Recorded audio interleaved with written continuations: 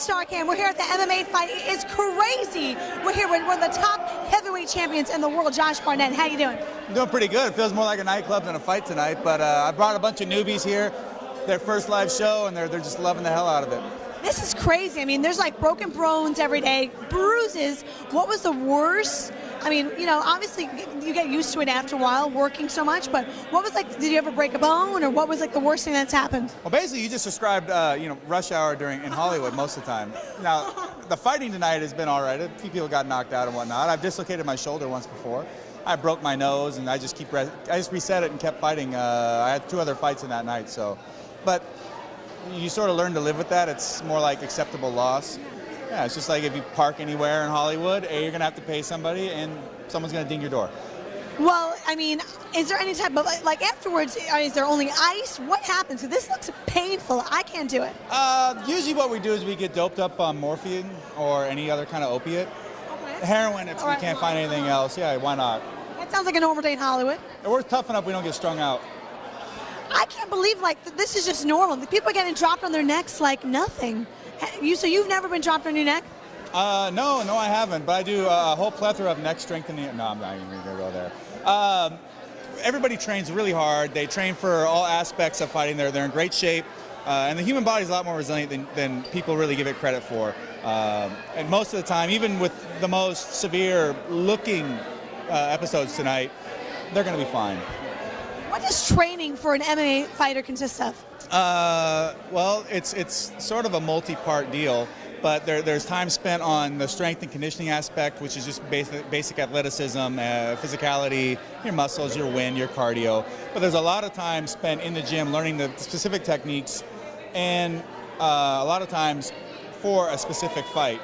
This guy, he's a great striker, you're a grappler. How do you implement your game plan against his? How do you, the techniques that you use match up against the techniques that he uses, and so on and so forth. But it does require a lot of time, a lot of effort, a lot of dedication, a lot of focus to get the most of it and put it all together with the right mindset to step into the ring and perform. So when's your next match? I don't have a fight scheduled up right now, but I just came back from Australia from a fight a couple weeks ago, and TKO'd the guy in about 2 minutes. I mean, you're this heavyweight champion, but you seem like such a sweetheart. Do you just take out all your aggression on the ring? No, usually what I do is I usually pick on little kids because it's a lot easier. So you don't like kids? No, well, I just find that it's easy pickings. I slap their ice creams out of their hands. I come over. I say, hey, would you like some candy? You're a meanie. You're like a bully. After I've gotten that out of my system and I feel pretty proud about myself and my ego has been elevated, then I can go ahead and be a little more humble. Can you show me like an MMA move, like what I can do maybe for some self-defense? Absolutely. Okay. Well, there's like the snake fist is always a good one, right? And then there's the crane, and then there's the monkey. It usually involves trapping in your hand and throwing it out of it. Like, that's it? Well, those are a few of them. More animal-based. I'm just basically going over my last 3 dates. Do you do anything else but fight? I get hit in the head too much to be able to adequately do anything else. In fact, I don't even think I'm allowed to operate heavy machinery. Really? No. I love this. This is my first MMA fight, and I've never seen anything like this before. Well, I'm sorry I've ruined it for you. I feel like this should be illegal, like dropping someone in your neck. It actually is, but don't tell anybody. No. Well, he just got dropped on his neck. What kind of recovery time is there? Well, if he has a good girlfriend, it should be pretty quick. She massages him, tells him how beautiful she thinks he is, and how we could.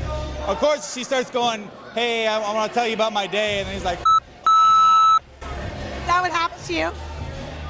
I can't get a girl to go out with me. Are you kidding me? Why, you beat him up? No. Don't do any Chris Brown. You know what? Of course not. Of course not. Absolutely. But Rihanna would have kicked my butt anyways with all that reach. What makes you a champion, like a heavyweight champion? I've been doing this for 14 years, just about.